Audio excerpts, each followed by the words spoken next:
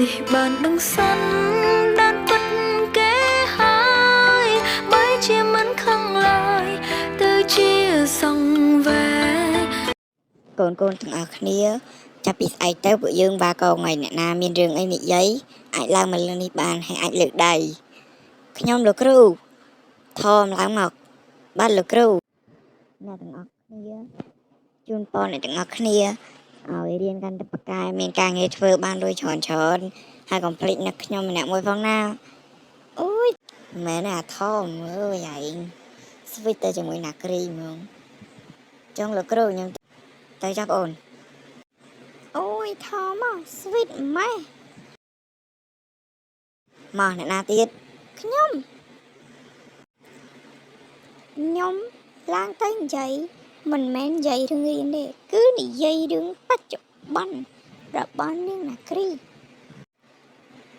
លោកគ្រូថមគឺជាមនុស្សម្នាក់ដែលរៀនប៉ាកែក៏ប៉ុន្តែមិនឆ្លាតតទៅសោះចំពោះនាងណាគ្រីឲ្យវាបោកបានដល់ងាយនាងនិយាយនឹងមានន័យថាម៉េចចាំស្ដាប់ខ្ញុំនិយាយណានាងណាគ្រីគឺវាធ្លាប់មានគូដណ្ដឹងមកហើយអ្វីដែលនាងណាគ្រីថាខ្ញុំធ្លាប់ពោះធំពួកអីនោះវាបដិទាំងអស់ហ្នឹងពិតមែនទេមនុស្សប្រុសទៅជាសឬជាលោកហ្នឹងឯងតែឆាប់ជឿខ្ញុំជឿតែមនុស្សដែលគេចូលចិត្តផ្លុំទៅចិត្តលើតែប៉ុណ្ណោះហើយនាងណាគ្រីវាមានគូដណ្ដឹងរួចមកហើយវាបោកលោដើម្បីរកសម្បត្តិតែការជាមួយគូដណ្ដឹងវាឯងសោះប៉ុណ្ណោះនេះមានសាក់សីហ្នឹងកុំចេះតែចោលគេផ្ដេសផ្ដាសណាសាក់សីខ្ញុំមានក៏ប៉ុន្តែខ្ញុំចង់ហៅសម័យខ្លួនវាមកដើម្បីដឹងឮរឿងនេះទាំងអស់គ្នា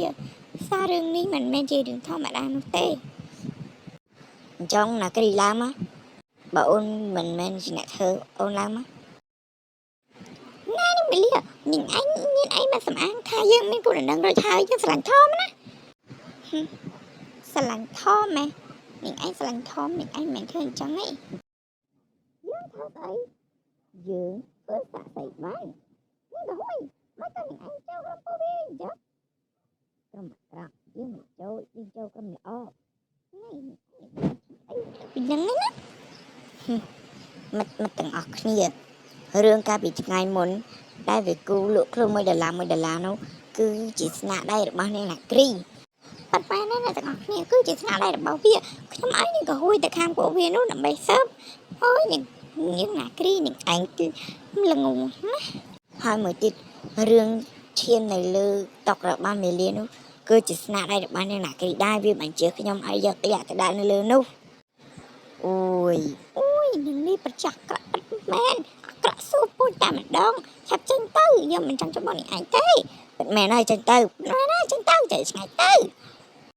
អើយនាងឯងហ៊ានបងខ្លាចយើងបងចេញទៅអើយមកក៏វាច្បាស់